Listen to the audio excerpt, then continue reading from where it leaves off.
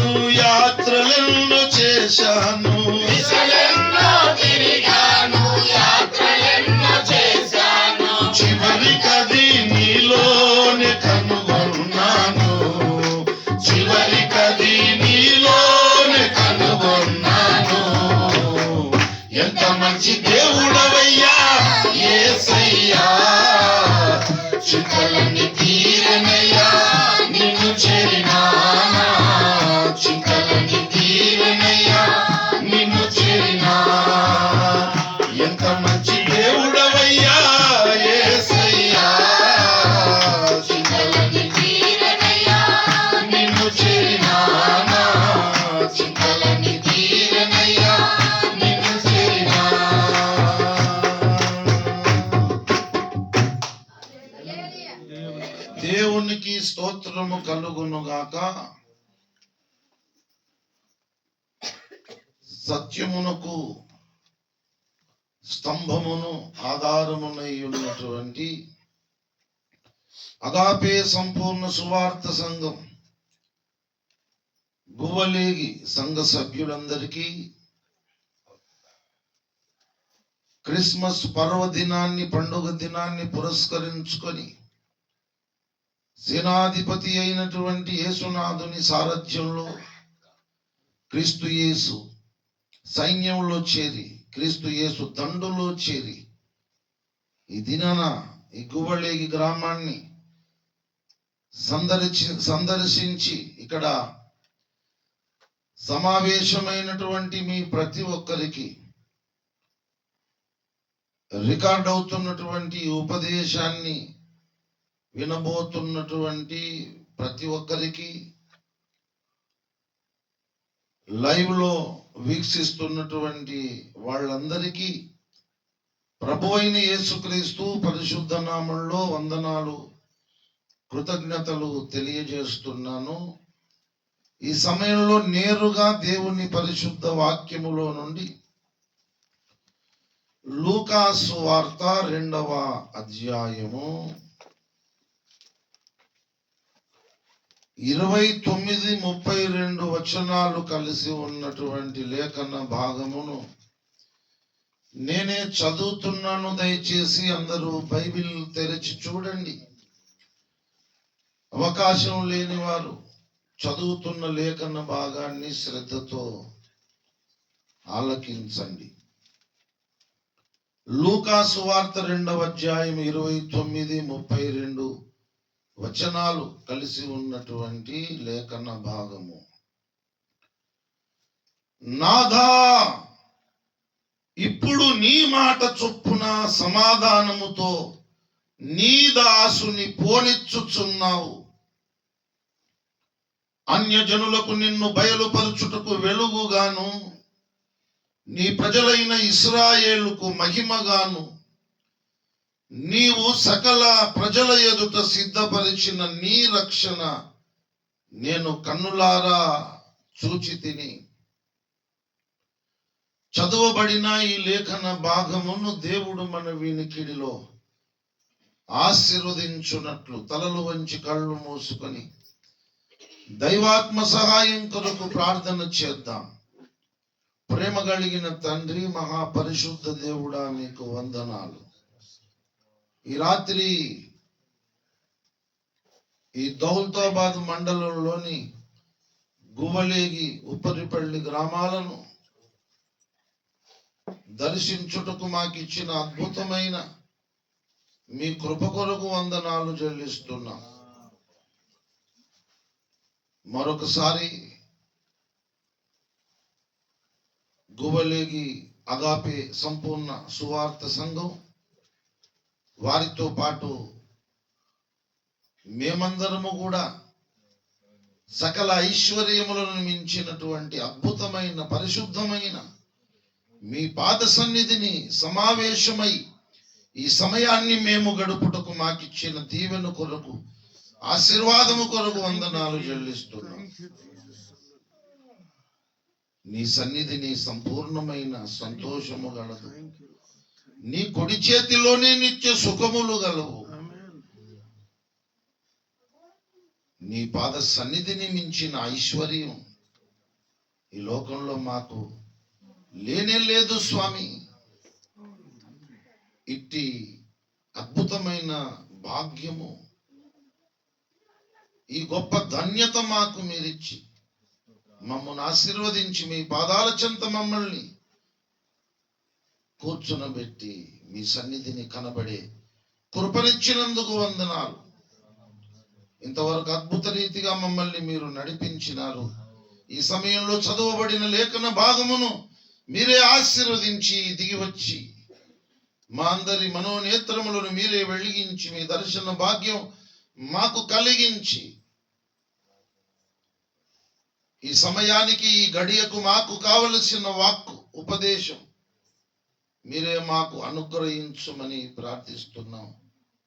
దయగలిగిన కరుణామూర్తి, అల్పుడైనటువంటి మీ దీనదాసుని, కేవలం నిష్ప్రయోజకుడైన మీ దీన సేవకుణ్ణి, ఎందుకు పనికిరాని మీ అయోగ్య దాసుని మీరే కరుణించి మీ సిలువ చాటున మరుగుపరిచి, మీ దాసుని నేరములు, అపరాధములు, దోషములు, అజ్ఞాన కృతములు, అతిక్రమములు, అక్రమములు, మీ దాసుని ద్వారా జరిగిన సకల దుష్కర్మ కార్యములన్నిటినీ దయతో క్షమించి మన్నించి, మీ శిల్వ రక్తము చేత మీ దాసుని బాగుగా కడిగి పునీతపరిచి, పరిశుద్ధాత్మ అగ్ని చేత అరకాలు మొదలుకొని నడినెత్తి వరకు మీ దాసుని బాగుగా కాల్చి బంగారం వలె పుటము వేసి, మీ దాసుని నోట నీ మాటలే ఉంచి, నాతోనూ ఇక్కడ ఉన్న మా ప్రతి ఒక్కరితోనూ, లైవ్ లో వీక్షిస్తున్న ప్రతి ఒక్కరితోనూ, రికార్డ్ అవుతున్న వాక్యం వినబోతున్న ప్రతి ఒక్కరితోనూ మీరే మాట్లాడమని యేసు పరిశుద్ధ నామంలో ప్రార్థించి స్తుతించి వేడుకొనుచున్నాను పరమ తండ్రి. ఆమేన్. ఆమేన్, ఆమేన్, ఆమేన్. ప్రభువునందు నాకు అత్యంత ప్రియులారా, చదువబడిన లేఖన భాగములో ఒక అద్భుతమైనటువంటి పారమార్థిక సత్యాన్ని ఈ రాత్రి మనమందరము కూడా గ్రహించి అర్థం చేసుకొని నేర్చుకోవాలని ప్రప్రథమముగా ప్రభువు పేరట మీకు మనవి చేస్తున్నాను. ఇంతకు ముందు దశరథం సిద్ధోబ వారి గృహంలో దేవుని సేవకులు నరేష్ అక్కడే చదివాడా ఈ లేఖనం?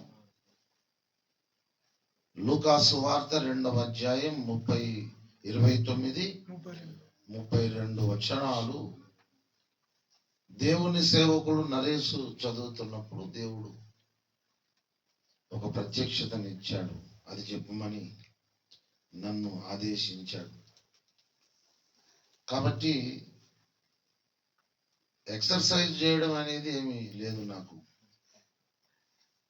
కుస్తీ పట్టడం, కసరత్తు చేయడం. నిజంగా దేవుడు ఎంత ఉత్తముడు, ఎంత మంచివాడంటే, ఓసారి పేతురు భక్తుడు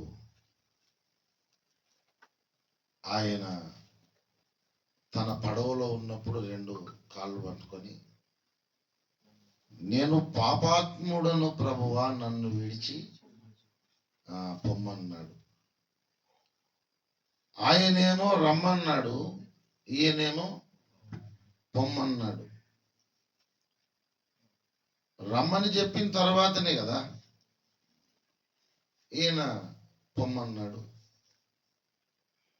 పేతురు తన సహోదరుడు ఎవరు చెప్పండి? ఆంద్రేయ. వీళ్ళిద్దరూ మరి సముద్రంలో వలలు వేస్తుండగా చేపలు పట్టడానికి, మీరు నన్ను వెంబడించండి, నేను మిమ్మల్ని మనుషులను పట్టే జాలరులుగా చేస్తానన్నాడు. వెంటనే తమ వలలు విడిచి ఆయనను వారు వెంబడించిరి. రమ్మని యేసయ్య చెప్పాడు. యేసయ్య మంచితనం, ఉత్తమత్వం, దైవత్వాన్ని రుచి చూసిన తర్వాత, ఇంత మంచి ఉత్తమునికి, మంచి దేవునికి నేను పనికిరాను, నన్ను విడిచి పొమ్మంటున్నాడు. నేను పాపాత్ముడను ప్రభువా, నన్ను విడిచి పొమ్ము. ప్రభువునందు ప్రియులారా, నేను కూడా ఒకసారి ఈ అనుభవం కలిగి ఉన్నాను. తర్వాతనే ఆ వచనం నాకు చదువుకుంటే అర్థమైంది. ఒకసారి మోకరించి ప్రార్థన చేస్తూ ఉంటే మరి విపరీతమైన కన్నీళ్ళు, దుఃఖము, పశ్చాత్తాపము. మరి కన్నీళ్ళన్నీ అయిపోయిన తర్వాత ఇక కన్నీళ్ళు రావడానికి అవకాశం లేని పరిస్థితి సంభవించి లోపల నుండి కొంత మూలుగు అనేది వస్తుంది. అప్పుడు దేవునికి నేను చేసిన ప్రార్థన, ఇంత మంచి దేవునివి, ఇంత ఉత్తముడవు, నాకెందుకు దొరికినవు? ఇంత మంచి దేవుడవు నీవు నాకు దొరకకుండా ఉంటే ఎంత బాగుండును. నేను మంచివాణ్ణి కాదు, పాపాత్ముని. పరిశుద్ధుడవు, ఉత్తముడవు, మంచి దేవుడవు. అసలు నీవు నాకు పరిచయం కాకుండా ఉంటే ఎంత బాగుండు. ఇంత మంచి దేవుడవు నాకెందుకు దొరికినవు? మరి నీవు నాకు దొరకకపోతే నేను అందరిలాగానే లోకంలో బతికి ఆయన చచ్చిపోయి నరకంలో పడిపోయేవాడిని. కానీ ఇంత ఉత్తమునివి, మంచి దేవునివి నాకెందుకు దొరికినవు తండ్రి? నేను పాపాత్ముడను, నీవు నాకు దొరకకుండా ఉంటేనే బాగుండునేమో. దేవుని మంచితనాన్ని, ఉత్తమత్వాన్ని, దైవత్వాన్ని రుచి చూసిన తర్వాత, ఆ ప్రత్యక్షత కలిగిన తర్వాత భక్త సమాజానికి తప్పకుండా ఈ అనుభవం వస్తుంది. రమ్మని యేసయ్య పిలిచాడు పేతురును. అప్పుడు అర్థం కాలే, కానీ ఆయనను రుచి చూసి తెలుసుకున్న తర్వాత, నువ్వు చాలా ఉత్తముడవు, మంచి దేవుడవు, నేనైతే పాపాత్ముని, నన్ను విడిచి బొమ్ము, నీకు నేను తగను. ఇప్పుడు భూమి మీద సజీవంగా ఉన్న శ్రేష్ఠ భక్తుడు, ఆయన కాలు గోటి కూర న్యాయ జరుపు. ఆయన దేవుని సత్య ప్రవక్త, సార్వత్రిక సంఘ సంస్కర్త. యేసును నమ్ముకుంటే పరలోకం గ్యారంటీ. యేసును నమ్మకుంటే ఎంత మంచి వారికైనా నరకమే గ్యారంటీ. మరి ఎవని వలనను రక్షణ కలుగదు. నజరేయుడగు యేసుక్రీస్తు అను ఈ నామముననే మనము రక్షణ పొందవలెను, మరొక దారి లేదని సువార్త ప్రకటిస్తున్నటువంటి అపోస్తలుడు, దైవజనుడు అతనికి రంజిత్ తోఫీరయ్య గారు. నేను ఎప్పుడైనా చెప్పుకునే మాట, ఆయన ఆకాశమంత ఎత్తు, నేను పాతాళమంతా లోతు. ఆయనను ఎలా అందుకుంటాను? నా మనసులో నేను కలిగి ఉన్న అభిప్రాయం ఏదో ముఖస్థుతి కొరకు నేను చెప్పడం కాదు. నా మనస్సులో నేను త్రికరణ శుద్ధిగా నేను మాట్లాడుతున్నటువంటి మాట.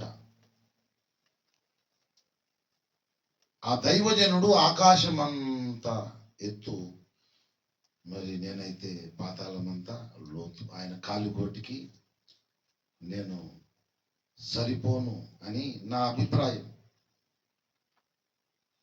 అయితే ఆయన ఓ పాట రాశాడు, తగను తగను యేసువా నీదు పాద సేవకు బలము సంగుమేసువా నీదు సేవ చేయను, నీదు సేవ చేయను. ఏమని రాశాడు పాట? తగను తగను యేసువా నీదు పాద సేవకు బలము సంగుమేసువా నీదు సేవ చేయను. ఆయన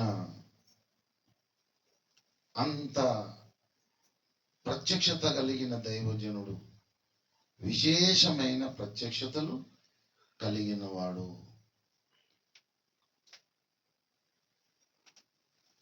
పౌలు భక్తుడు అన్నాడు, నేను పరదైసుకు కొనిపోబడ్డాను, వచింపశక్యం గాని మాటలు విన్నాను, కానీ నేను శరీరముతో కొనిపోబడ్డానో శరీరము లేక కొనిపోబడ్డానో నేనెరగను, నాకు తెలియదు. కానీ ఈ తరం పౌలు అద్దంకి రంజిత్ తోపిరయ్య గారు, ఆయన పరదేశుకు కొనిపోబడ్డాడు. అక్కడ ఉన్నటువంటి స్థితులు పరిస్థితులన్నీ మనకు చక్కగా వివరించి తెలియజేసినాడు. ఆయన శరీరముతో కొనిపోబడలేదు, కానీ ఆయన శరీరము లేకనే కొనిపోబడ్డాడు. స్పష్టత అనేది ఆయనకు ఉన్నది. ఆ మహానుభావుడు తగను యేసువా నీదు పాద సేవ కన్నాడు. ఆయన ఏమని తగ్గించుకున్నాడు తెలుసా? క్రిమితో నేను సమానుడను అని పాట రాసుకున్నాడు. నాపై నీ దయ మానగనేలా క్రిమి సముడను నీ కోపంబు నెటులోతుము. నాపై నీ దయ మానగనేలా క్రిమి సముడను నీ కోపంబు నెటులోతుము. నీ మౌనముననే నలసితినయ్యా, నీ మౌనముననే నలసితినయ్యా. వైరులతో నే రీతి పోరాడుదు బలమిన్నయా. వైరులతో నే రీతి పోరాడుదు బలమిన్నయా. కనికరమయ హృదయుడా కావవి నా ప్రియ నజరేయుడా. హృదయ వేదన దుర్భరమాయను ఆవేదన బాపుమా. నాపై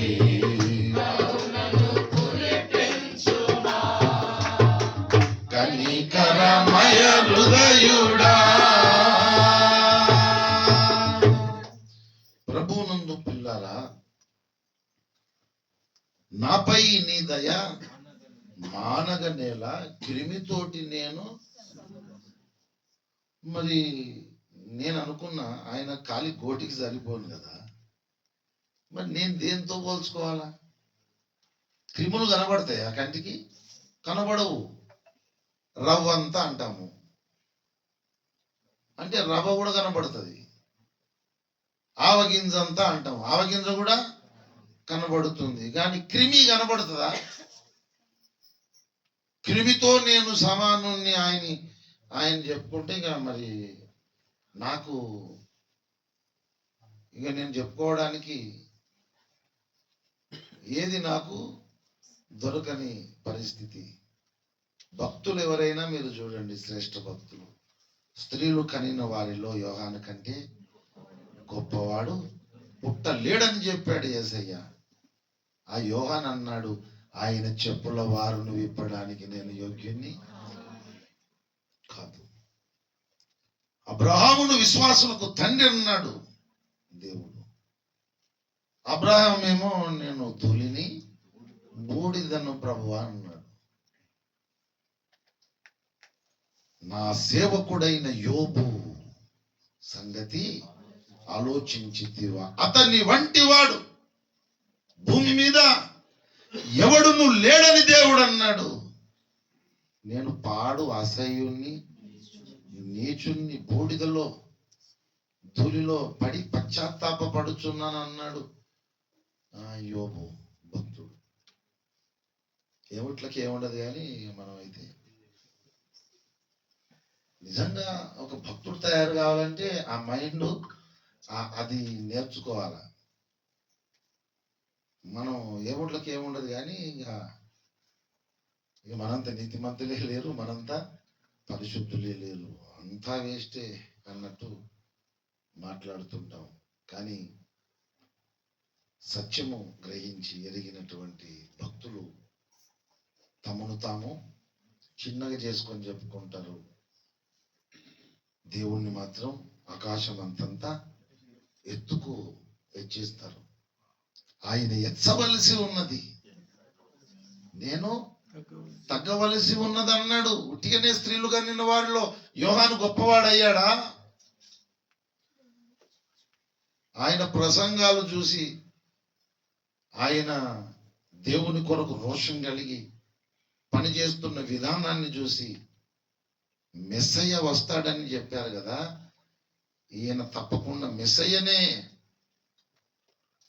అని ఆయన దగ్గరికి వెళ్ళి, నువ్వు క్రీస్తు అయితే చెప్పు అంటే ఆయన ఏమన్నాడు? నేను క్రీస్తును కాను. మరి నీవెవరవు? ఏలియావా, ఇర్మియావా, లేకపోతే ఆ ప్రవక్తలలో ఒకడివా? అసలు వాస్తవానికి ఏలియా యొక్క ఆత్మ శక్తి కలిగిన వాడు బాప్తిజం ఇచ్చి యోహాను. నేను ఏలియాను కాదంటాడు, ఇర్మియాను కాదంటాడు, నేను ప్రవక్తనే కాదంటాడు. మరి నీవెవరవు? నిన్ను గూర్చి నువ్వు ఏమని సాక్ష్యం చెప్పుకొనుచున్నావని పట్టు వదలక వాళ్ళు అడిగినప్పుడు చెప్పాడు. ఏమని? ప్రభువు త్రోవను సరళము చేయుడని అరణ్యములో కేకలు వేయు ఒకని శబ్దము, నా వెనుక నాకంటే ప్రముఖుడు వస్తున్నాడు, ఆయన రావడానికి ముందు నేను ఈ మార్గాన్ని, రోడ్డును నేను శుభ్రము చేస్తున్నాను, నా పోస్ట్ అదన్నాడు ఆయన. నిజంగా మరి ఎంత గొప్పగా హెచ్చించాడు దేవుడు బాప్తిజం ఇచ్చి యోహాను. ప్రభువునందు ప్రియులారా, దేవుని ఉత్తమత్వాన్ని రుచి చూడకపోతే దేవుడు అర్థం కాడు.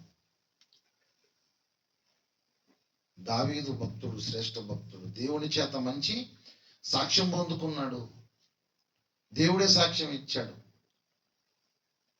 దావీదు నా ఇష్టానుసారుడు, నా చిత్తానుసారమైన మనస్సు గలవాడు, నా హృదయానుసారి, నా ఉద్దేశములన్నీ నెరవేర్చువాడు, దేవుని సంకల్పము చొప్పున తన తరం వారికి సేవ చేసిన వాడు.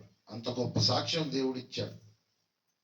ఆయన చెప్పాడు, యెహోవా ఉత్తముడని రుచి చూచి తెలుసుకొనుడి. వాసన చూస్తే ఆయన అర్థం కాడు, వాసన చూస్తే అర్థం కాడు. చాలా మంది వాసన చూసే మురిసిపోతున్నారు. అబ్బా ఏం గమగమ వాసన, ఏం సువాసన.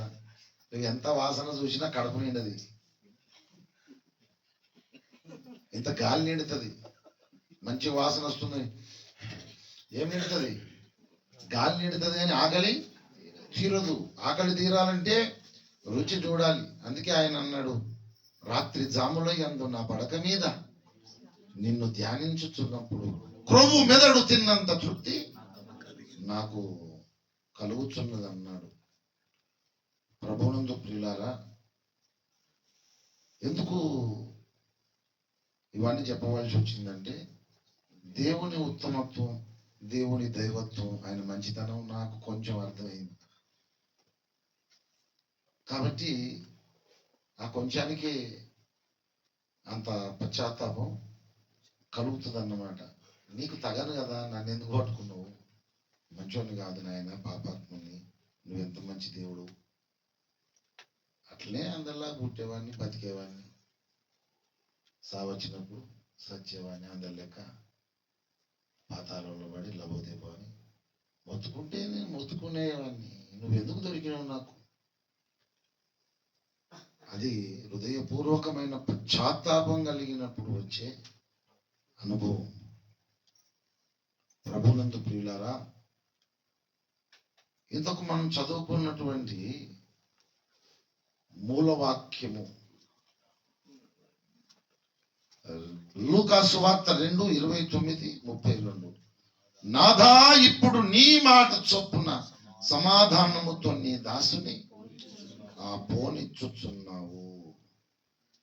ఈ మాట సుమోయోను ఎప్పుడు మాట్లాడుతున్నాడు?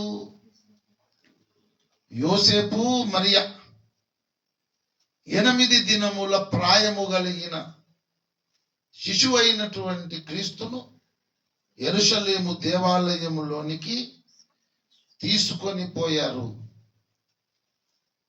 ధర్మశాస్త్ర ప్రకారం 8వ దినమున పేరు పెట్టబడుతుంది, సున్నతి చేయబడుతుంది. కాబట్టి ఇశ్రాయేలీయుల సాంప్రదాయం ప్రకారం, ధర్మశాస్త్ర ప్రకారం 8వ దినమున యెరూషలేము దేవాలయములోనికి యోసేపు మరియా 8 దినముల శిశువు అయిన క్రీస్తును ఎత్తుకొని పోయారు. ధర్మశాస్త్ర ప్రకారం ఆయనకు సున్నతి చేశారు, పేరు కూడా పెట్టారు. లూకా సువార్త 2:21. ఆ శిశువునకు సున్నతి చేయవలసిన 8వ దినము వచ్చినప్పుడు గర్భమందాయన పడక మునుపు దేవదూత చేత పెట్టబడిన యేసు అను పేరు వారు ఆయనకు పెట్టిరి. సున్నతి చేయబడింది, అలాగే పేరు కూడా పెట్టబడింది. ఆ యెరూషలేము దేవాలయంలో ఒక భక్తిపరుడు ఉన్నాడు. చాలా గొప్ప భక్తిపరుడు. లూకా సువార్త 2:25. యెరూషలేము నందు సుమయోనను ఒక మనుష్యుడు ఉండెను. అతడు నీతిమంతుడును భక్తిపరుడునయ్యుండి ఇశ్రాయేలు యొక్క ఆదరణ కొరకు కనిపెట్టువాడు. పరిశుద్ధాత్మ అతని మీద ఉండెను. అతడు ప్రభువు యొక్క క్రీస్తును చూడక మునుపు మరణము పొందడని అతనికి పరిశుద్ధాత్మ చేత బయలుపరచబడి ఉండెను. సుమయోను అనే భక్తిపరుడు ఎన్ని లక్షణాలు కలిగి ఉన్నాడు చెప్పండి? మొట్టమొదట అతడు ఒక మంచి మనిషి, అవునా కదా? యెరూషలేము నందు సుమయోను అను ఒక మనుషుడు ఉండెను అంటే ఆయన ఒక మంచి మనిషి. తర్వాత నీతిమంతుడు, ఆ తర్వాత భక్తిపరుడు, ఆ తర్వాత ఇశ్రాయేలు ఆదరణ కొరకు కనిపెట్టువాడు. పరిశుద్ధాత్మ అతని మీద ఉండెను. మరి ఇన్ని శుభ లక్షణాలు కలిగిన వాడు ఒకవేళ చచ్చిపోయాడు అనుకో, ఎక్కడికి వెళ్తాడు? ఇన్ని శుభ లక్షణాలు కలిగి ఉన్నాడు కదా.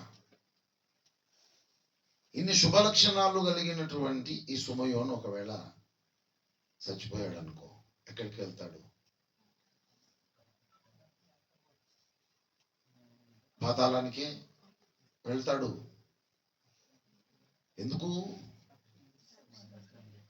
దేవునితో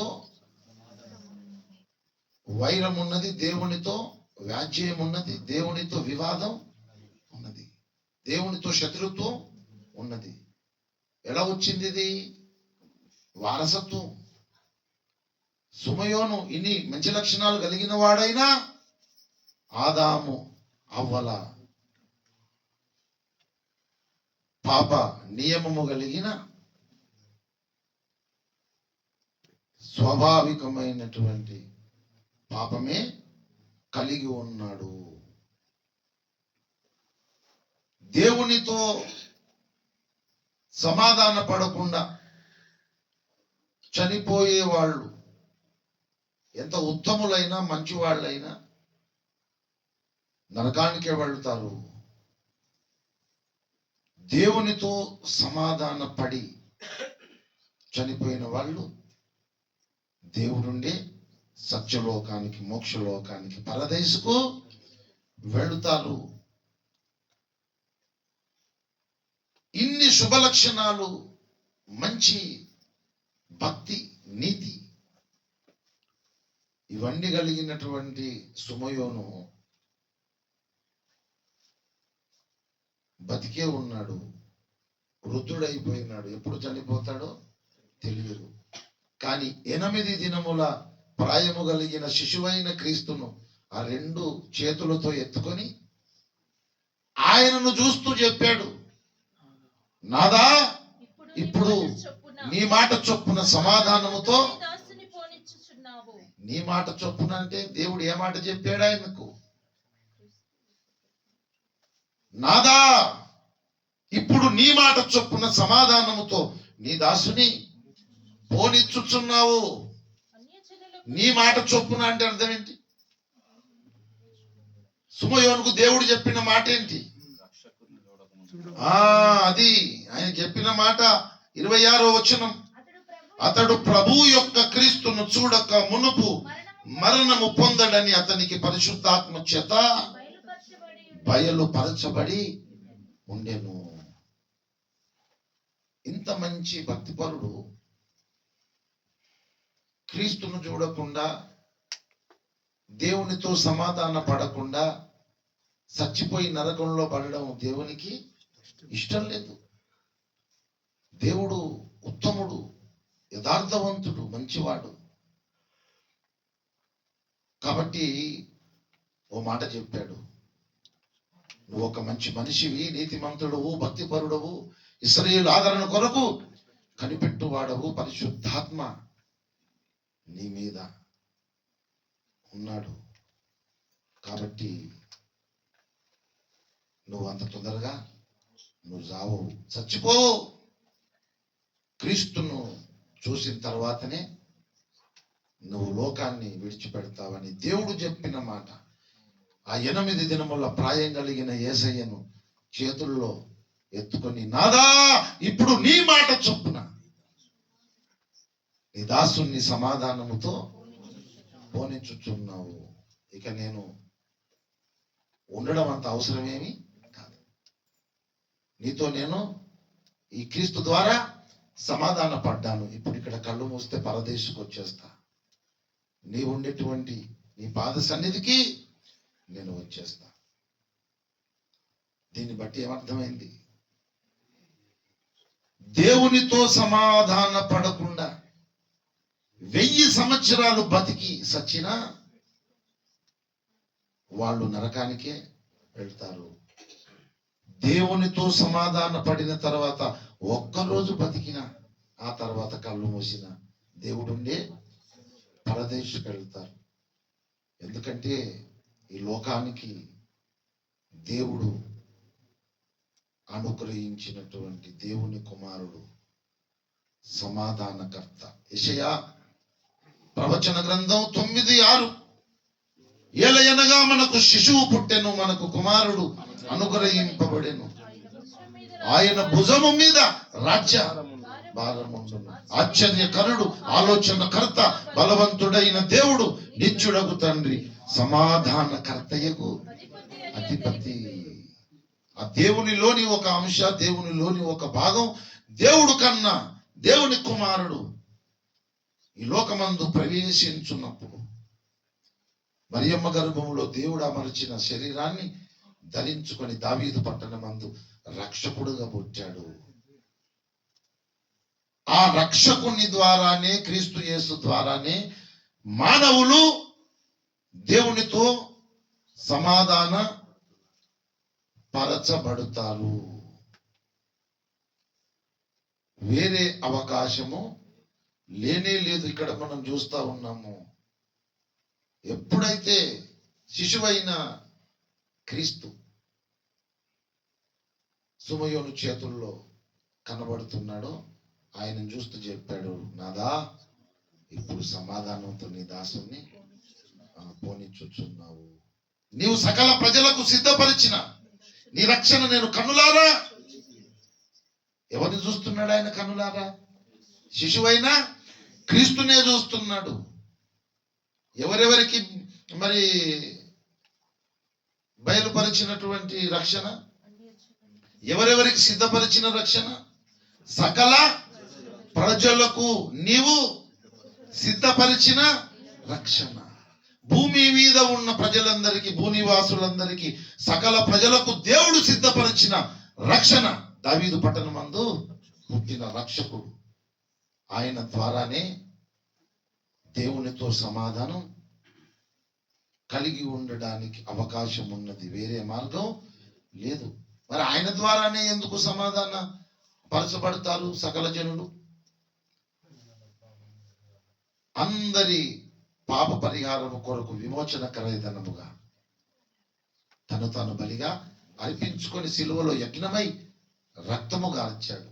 సిలువలో ఆయన కార్చిన రక్తము చేతనే మానవులకు దేవునితో సంధి సమాధానం. కొలస్సీ పత్రిక 1వ అధ్యాయం 20వ వచనం ప్రకారం ఎవరైనా సరే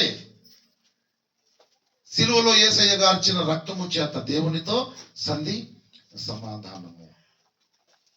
ఎంత నీతిగా బ్రతికినా, ఎంత మంచిగా బ్రతికినా సమాధానకర్త అయినటువంటి క్రీస్తు ద్వారానే, క్రీస్తు యేసు సిలువ రక్తము ద్వారానే మానవులకు దేవునితో సమాధానం. లేకపోతే సమాధానం లేదు. దైవజనులు ఓఫిరయ్య గారు తరచుగా మాట్లాడతాడు, యేసును నమ్ముకుంటే పరలోకం గ్యారంటీ. యేసును నమ్మకుంటే ఎంత మంచి వారికైనా నరకమే గ్యారంటీ అన్నప్పుడల్లా నాకు మంచోళ్ళకి ఎందుకు నరకం, మరి ఇది కరెక్ట్ కాదు కదా అని నా లోపల ఒక ఆలోచన తొలుస్తా ఉండేది. యేసును నమ్ముకుంటే పరలోకం గ్యారంటీ, ఇది ఓకే. యేసును నమ్మకుంటే ఎంత మంచివారికైనా నరకమే గ్యారంటీ అంటే మంచోళ్ళకి ఎందుకు? వాళ్ళు మోక్షం వస్తే బాగుండు కదా. మరి ఆ మాట కరెక్ట్. ఎలా కరెక్ట్ అంటే ఒక మాట చెప్పి ముగించేస్తాను. అపోస్తుల కార్యములు 10వ అధ్యాయము మీరు చూడండి. ఒక భక్తిపరుడు ఉన్నాడు అక్కడ. 10వ అధ్యాయము 1-2 వచనాలు. ఇటలీ పటాలమనబడిన పటాలంలో శతాధిపతి అయిన కొర్నేలి అను భక్తిపరుడు ఒకడు కైసరలో ఉండెను. అతడు తన ఇంటి వారందరితో కూడా దేవుని యందు భయభక్తులు గలవాడై ఉండి ప్రజలకు బహుధర్మము చేయుచు ఎల్లప్పుడూ దేవునికి ప్రార్థన చేయవాడు. ఈ ఫ్యామిలీ ఎంత గొప్పదో మీరు చూడండి. కొర్నేలి భక్తిపరుడు, కొర్నేలి భార్య భక్తురాలు, కొర్నేలి కుమారులు భక్తులే, కుమార్తెలు కూడా భక్తురాళ్ళే. కుటుంబం అంతా ఏం చేస్తారట? దేవుని యందు భయభక్తులు కలిగిన వాళ్ళు, ప్రజలకు బహు ధర్మం చేస్తారు, ఎల్లప్పుడూ దేవునికి ప్రార్థన చేస్తారు. వీళ్ళు మంచోళ్ళ కాదా? ఇంత మంచోళ్ళైనా క్రీస్తు ద్వారా సమాధాన పడకుండా దేవునితో మోక్షం చేరే అవకాశం లేదు.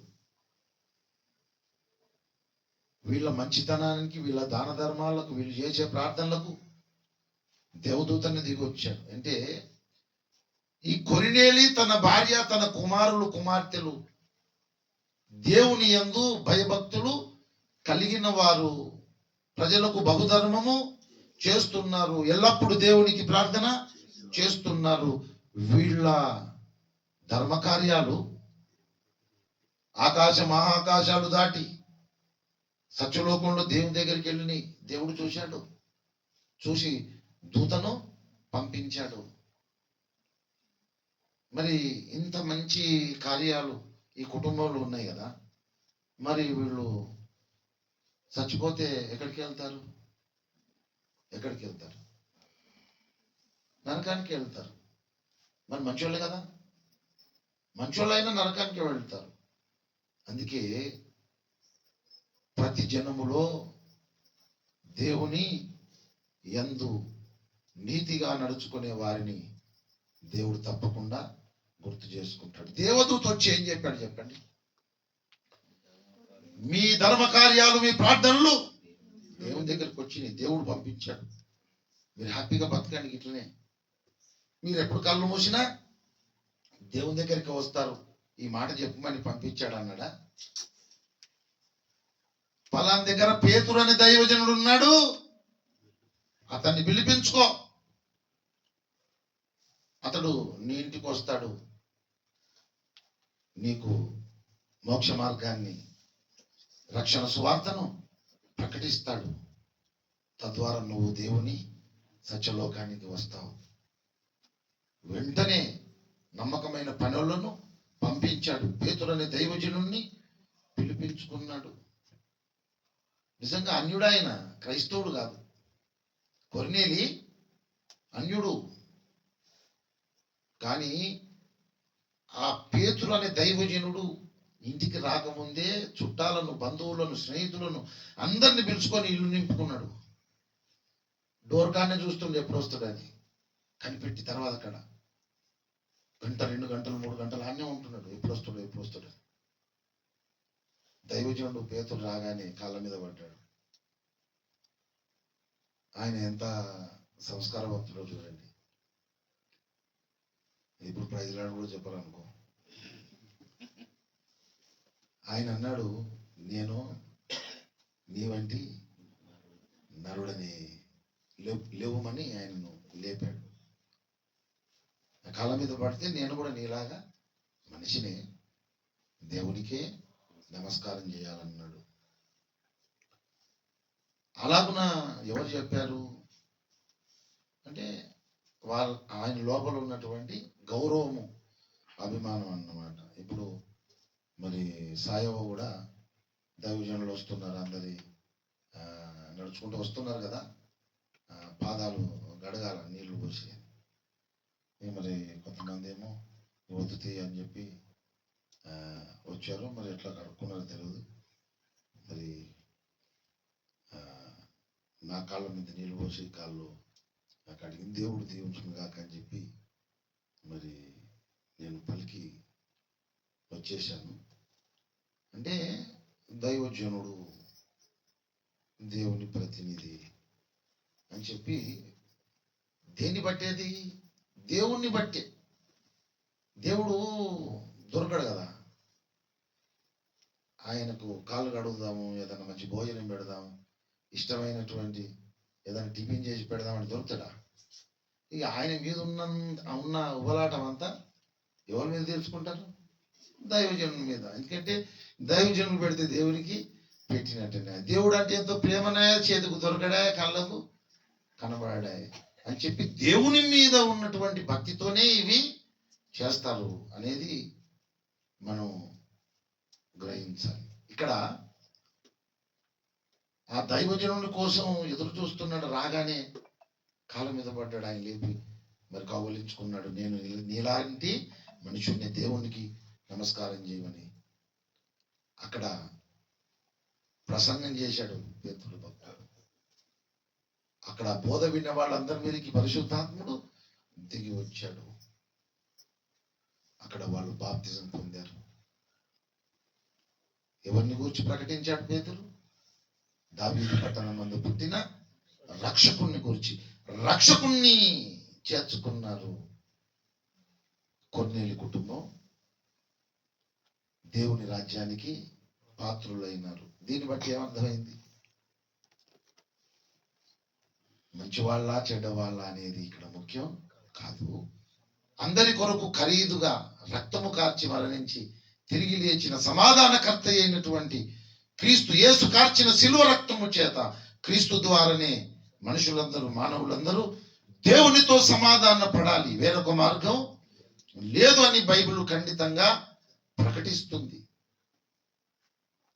పాపం అనే స్వభావంతో పుట్టే మనుషులను, మానవ జాతిని పెరిగి పెద్దయ్యాక అవే పాపాలు చేస్తూ బతికి ఆ పాపం అనే భయంకరమైన రోగంతోనే సచ్చి నరకంలో, పాతాళంలో, అగ్నిగుండంలో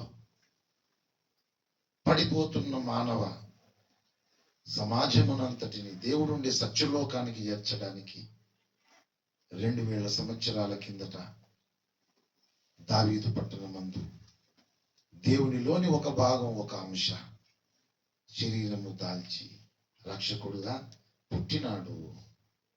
ఇది ప్రజలందరికీ మహా సంతోషకరమైన, అంతకు ముందు దేవునితో సమాధాన పడడానికి అవకాశం లేదు.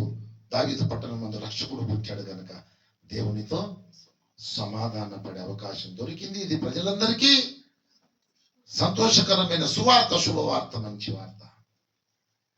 ఈ మంచి వార్త ఎవరు విని క్రీస్తు ద్వారా దేవునితో సమాధాన పడతారో వాళ్ళందరూ దేవుడుండి సత్యలోకానికి వారసులు అవుతారు. ఉన్నతమైన మహిమలో శాశ్వత కాలం దేవునితో ఉంటారు. ఆ క్రీస్తు యేసు పుట్టినరోజు శుభాకాంక్షలు, జన్మదిన ఆశీర్వాదములు, దీవెనలు గువ్వలేగి సంఘానికి ఇక్కడ చేరి ఉన్న ప్రతి ఒక్కరికి సంపూర్ణంగా ఆ త్రియేక దేవుడు దయచేయను గాక. ఆమేన్. అందరూ తలలోంచి కళ్ళు మూసుకోండి. ముగింపు ప్రార్థన, ఆశీర్వచనం దైవజనులు స్టీవెన్ అన్న గారు ప్రార్థనలో నడిపిస్తారు, ఆశీర్వచనం పలుకుతారు. అందరం చక్కగా ఏకీభవించుదాం.